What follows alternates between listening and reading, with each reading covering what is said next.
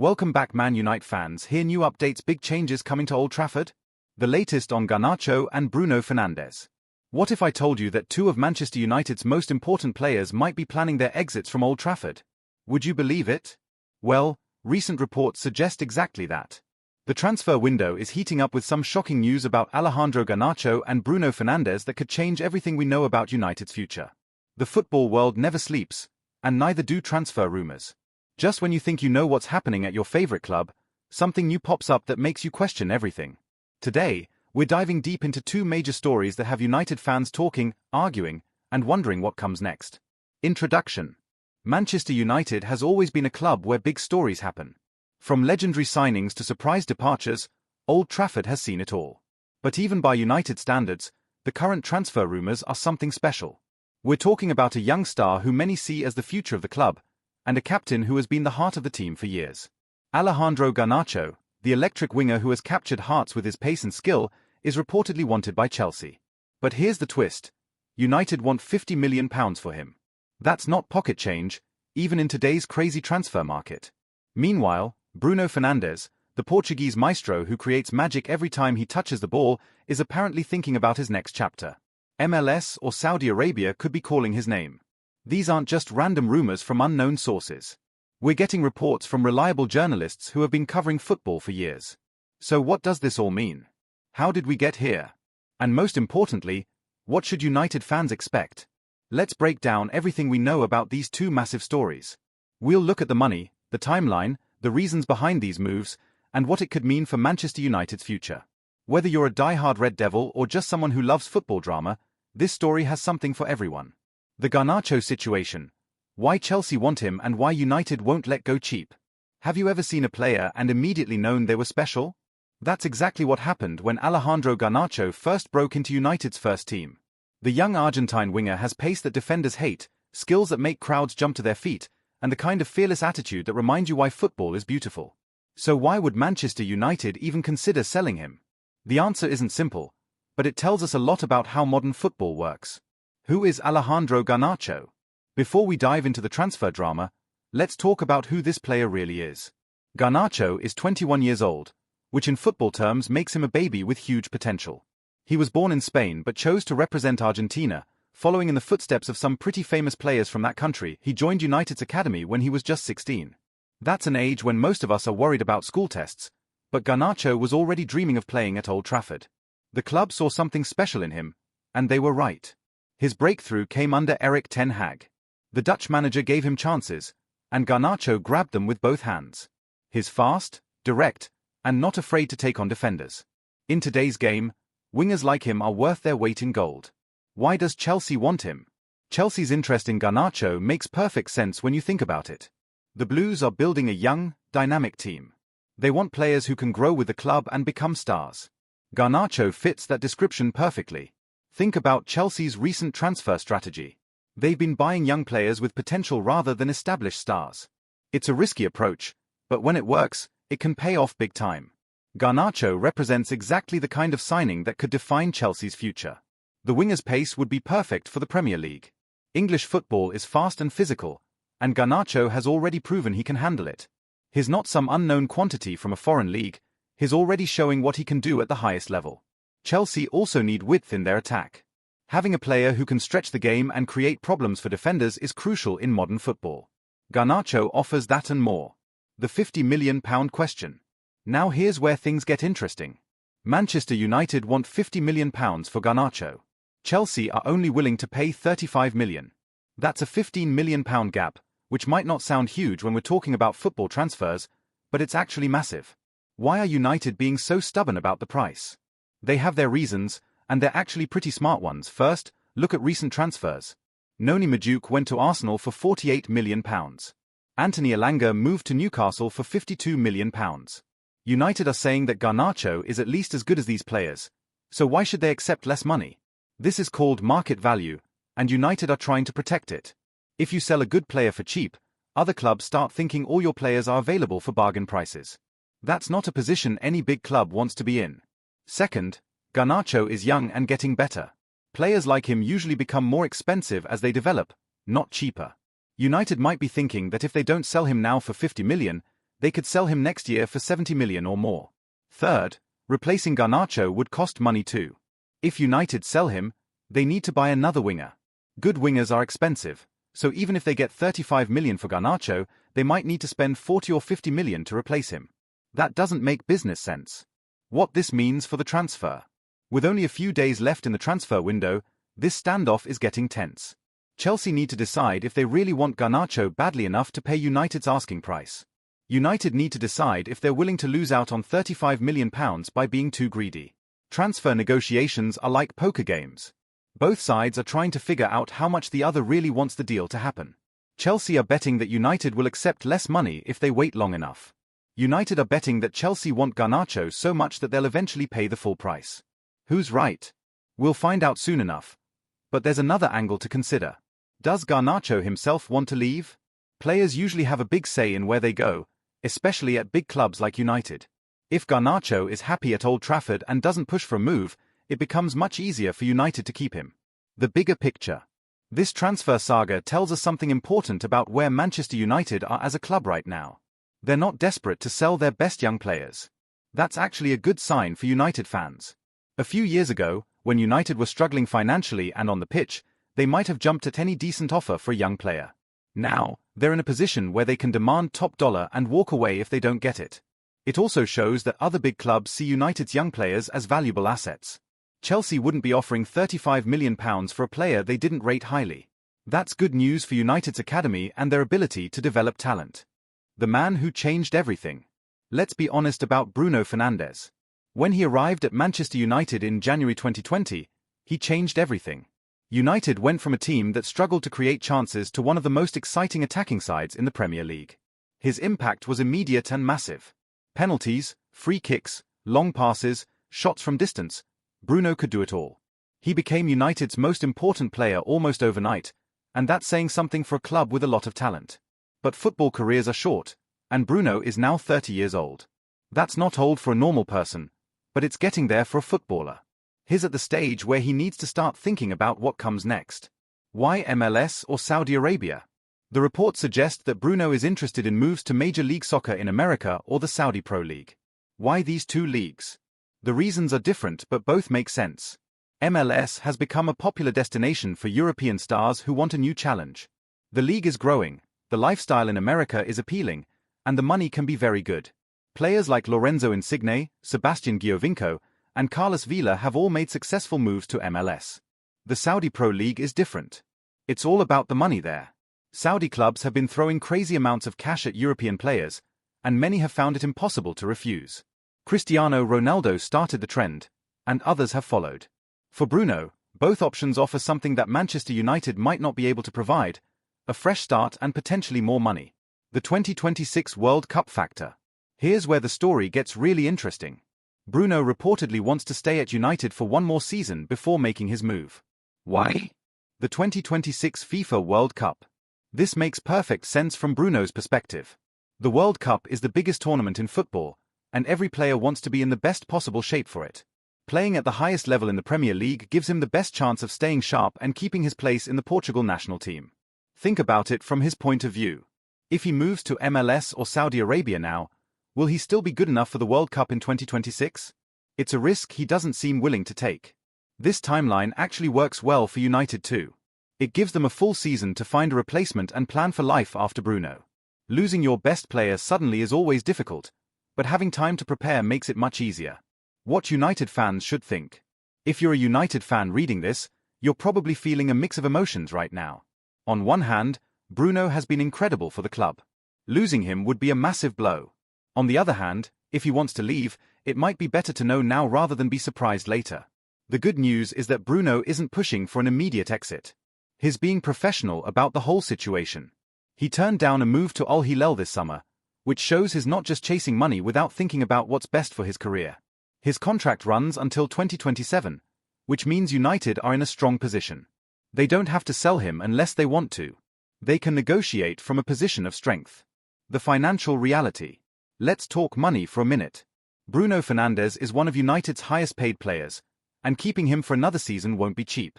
But losing him could be even more expensive. Think about what it would cost to replace Bruno. There aren't many players in world football who can do what he does. United would probably need to spend £100 million or more to find a replacement of similar quality. From that perspective, keeping Bruno for one more season while paying his wages might actually be the cheaper option. Plus, they get another year of his creativity and leadership, which is worth a lot. What this means for United's planning. If Bruno really is planning to leave after next season, it changes how United think about their squad building. They need to start looking for his replacement now, even if they don't buy anyone until next summer. This could influence other transfer decisions too. Should United buy another creative midfielder this summer to start learning the system? Should they change their playing style to become less dependent on one player? These are the kind of questions that keep football directors awake at night. But having advance notice of Bruno's intentions actually makes their job easier. The transfer window drama. Why timing matters. We're in the final days of the transfer window, and that changes everything. Negotiations that might take weeks during quieter periods now need to be completed in days or even hours, the pressure cooker effect. Have you ever tried to make an important decision when you're running out of time? It's stressful, and you often end up making choices you wouldn't make if you had more time to think. Transfer windows create exactly that kind of pressure. For Chelsea and the Garnacho deal, time pressure could work both ways. It might force them to increase their offer to United's asking price. Or it might make them walk away and look for other options. For United, the pressure is different. They know that if they don't sell Garnacho now, they probably won't get another chance until January. That might not be a bad thing if they want to keep him, but it does limit their options. How clubs make last-minute decisions. In the final days of the transfer window, club executives barely sleep. They're constantly on the phone, trying to get deals over the line. It's chaotic, stressful, and sometimes leads to surprising outcomes. Players who seem certain to stay suddenly leave. Transfers that looked impossible somehow get completed. The pressure makes everyone think differently about what's possible and what's worth the risk. This is why some of the biggest transfer surprises happen in the last few days of the window. Clubs that have been playing hardball suddenly become willing to compromise. Players who weren't interested in moving suddenly change their minds. What United fans can expect. If you're following these stories as a United fan, the next few days are going to be intense. Things could change very quickly, and not always in predictable ways. The Garnacho situation could resolve itself in multiple ways. Chelsea might pay the full £50 million. They might increase their offer to something United finds acceptable. They might walk away entirely. Or United might decide that £35 million is better than nothing. The Bruno situation is less likely to change dramatically because he's apparently planning to stay for another season anyway. But you never know what might happen if a truly incredible offer comes in. What these moves mean for Manchester United's future. Let's step back and look at the bigger picture. What do these transfer rumours tell us about where Manchester United are heading as a club? Building for tomorrow. If United do sell Garnacho, it might not be the disaster that some fans think it would be. Yes, he's a talented young player with a bright future. But £50 million is a lot of money that could be used to strengthen other areas of the squad. United's squad still has gaps that need filling. The defence could use reinforcement. The midfield might need more depth. If selling Garnacho provides the funds to address these issues, it could actually make the team stronger overall. The key is how United use any money they receive. This kind of forward planning is crucial for big clubs. Losing important players suddenly can set a team back for years. Having time to prepare makes the transition much smoother. United have done this kind of thing before. When Paul Scholes was approaching retirement, they brought in younger midfielders to learn from him. When Ryan Giggs was winding down his career, they developed other wing options. The academy factor. One interesting angle to both these stories is what they say about United's academy. Garnacho came through the youth system and is now worth £50 million. That's an incredible return on investment. If United can continue producing players like Garnacho, selling them for big money becomes less painful. You can reinvest the proceeds in the first team while bringing through the next generation of academy graduates. This is the model that clubs like Ajax have used successfully for years. Develop young players, give them first-team experience, sell them for big profits, and repeat the cycle. The global football market. Why these numbers make sense. The transfer fees being discussed might seem crazy to normal people, but they actually make sense in today's football market. Let's look at why clubs are willing to pay such huge amounts for players. The money in modern football. Football has become a massive global business. TV deals are worth billions. Sponsorship contracts are enormous. Merchandise sales reach every corner of the world. This money has to go somewhere, and a lot of it ends up being spent on player transfers. When clubs have hundreds of millions to spend, paying 50 million for a young winger doesn't seem as crazy. It's all about perspective and what the market will bear. The value of potential. Young players like Garnacho are expensive because clubs are buying potential, not just current ability. They're betting that he'll become even better in the future, which would make £50 million look like a bargain. This is why clubs are willing to pay premium prices for young talent. The upside could be enormous if everything goes right. The Saudi factor. The Saudi Pro League has changed the transfer market by offering wages that European clubs can't match. This has driven up prices for everyone because players now have more options. Even if Bruno doesn't go to Saudi Arabia, the fact that it's an option gives him more leverage in negotiations. United might need to improve his contract to keep him happy. Fan reactions and what they tell us. Transfer rumors always generate strong reactions from fans, and these stories are no exception. Looking at how fans are responding tells us a lot about what these potential moves really mean. The Garnacho divide. United fans seem split on whether selling Garnacho would be a good idea. Some see him as the future and think keeping him is crucial. Others believe that £50 million for a player who isn't yet a guaranteed starter makes business sense. This divide reflects different philosophies about how football clubs should operate. Should you keep young players with potential, or should you cash in when their value is high? Both approaches have merit, which is why fans are so divided. There's no obviously right answer. The Bruno emotion. Reactions to the Bruno news have been more uniformly negative from United fans. He's been such an important player that the thought of losing him is hard to accept. But some fans are being realistic about the situation. Bruno is 30, and has given United some great years. If he wants a new challenge, maybe it's better to let him go on good terms rather than keep someone who doesn't want to be there. What fans want vs what makes sense. Sometimes what fans want isn't what makes the most sense for the club. Fans think with their hearts, while club executives have to think with their heads. This tension is natural and healthy. Fans keep clubs connected to their emotional roots, while executives make sure the business side stays strong. The ripple effects. How these moves could change everything. Big transfers don't happen in isolation. If these moves go through, they could trigger a chain reaction that affects multiple clubs and players. If Garnacho goes to Chelsea. If Chelsea sign Garnacho, it could affect their other transfer plans. They might not need to buy another winger, which could free up money for other positions. It might also influence which players they're willing to let go. For United, losing Garnacho would create a gap on the wing that needs filling. They might promote a younger player from the academy, or they might enter the transfer market themselves. If Bruno plans his exit. Even if Bruno doesn't leave immediately, knowing that his planning to go could change how United approach contract negotiations with other players. It might make them more aggressive in trying to keep other key players happy. It could also influence their transfer strategy. They might start looking at creative midfielders now, even if they don't plan to buy one until next year. The domino effect. In football, one big transfer often leads to others. If United sell Garnacho and use the money to buy someone else, that could trigger another club to make a move. Transfer windows often feature these kinds of chain reactions. This is part of what makes the final days of transfer windows so exciting. You never know which move might start an avalanche of activity. Looking ahead, what happens next? As we head into the final stretch of the transfer window, several scenarios are possible for both Garnacho and Bruno Fernandes. The Garnacho scenarios. Scenario 1. Chelsea increase their offer to something closer to United's asking price, and the deal gets done. Garnacho moves to London, United get their money, and everyone moves on. Scenario 2. The clubs can't agree on a fee, and Garnacho stays at United for at least another season. This might actually be the best outcome for all parties in the long run. Scenario 3. A third club enters the race at the last minute with an offer that satisfies United's valuation. This would be a classic transfer window surprise. The Bruno timeline. For Bruno, the timeline seems clearer. He's likely to stay at United for this season, perform at his usual high level, and then reassess his options next summer. This gives both Bruno and United time to plan properly. It's the kind of professional approach that benefits everyone involved. What United need to do. Regardless of what happens with these two players, United need to keep building for the future. They need to continue developing young talent, making smart signings, and creating a culture where top players want to stay.